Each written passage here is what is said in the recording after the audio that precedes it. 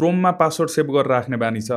यदि छ भनेदेखि यो तपाईँको सबैभन्दा ठुलो सेक्युरिटी गल्ती हुन सक्छ। तपाईँहरूलाई के लाग्ला भने क्रोमले पासवर्ड चाहिँ एकदम सेक्योर्ड वेमा राख्छ। तर रियालिटी के हो भनेदेखि क्रोमले चाहिँ यस्ता पासवर्डहरू तपाईँकै कम्प्युटरको एउटा सिम्पल फाइलमा स्टोर गरेर राख्छ। हुन त यो फाइल चाहिँ इन्क्रिप्टेड एसक्युलाइट फाइल हो, तर प्रब्लम के छ भने नि यदि तपाईँले अनलाइनबाट सफ्टवेयरहरू डाउनलोड गर्दाखेरि एउटा म्यालवेयर चाहिँ तपाईँको कम्प्युटरमा छिर्यो भनेदेखि त्यो म्यालवेयरलाई जम्मा 1 सेकेन्ड लाग्छ तपाईँको कम्प्युटरबाट तपाईँको इमेल, तपाईँको ब्याङ्क, तपाईँको सोसल मिडियाको पासवर्डहरू चाहिँ प्लेन फर्ममा एक्सपोर्ट गर्नलाई। चाहे विन्डोज होस् या म्याक होस्, क्रोमले चाहिँ तपाईँकै सिस्टमभित्र एउटा लगइन डेटा भन्ने फाइल बनाएर त्यहाँनेरि इन्क्रिप्टेड पासवर्डहरू राखेको हुन्छ। तपाईँले नै पनि त्यो फोल्डर खोलेर इन्क्रिप्टेड पासवर्ड हेर्न सक्नुहुन्छ है। अनि त्यो इन्क्रिप्टेड पासवर्डलाई डिक्रिप्ट गर्न सक्ने चाहिँ तपाईँको कम्प्युटरले मात्रै हो, तर म्यालवेयरै तपाईँको कम्प्युटरमा छिरिसकेपछि म्यालवेयरले तपाईँकै कम्प्युटर भित्र बसेर चाहिँ त्यो पासवर्डलाई इजिली डिक्रिप्ट गर्न सक्छ। त्यही भएर अबदेखि ब्राउजरमा पासवर्ड स्टोर गर्न छोडिदिनुहोस्।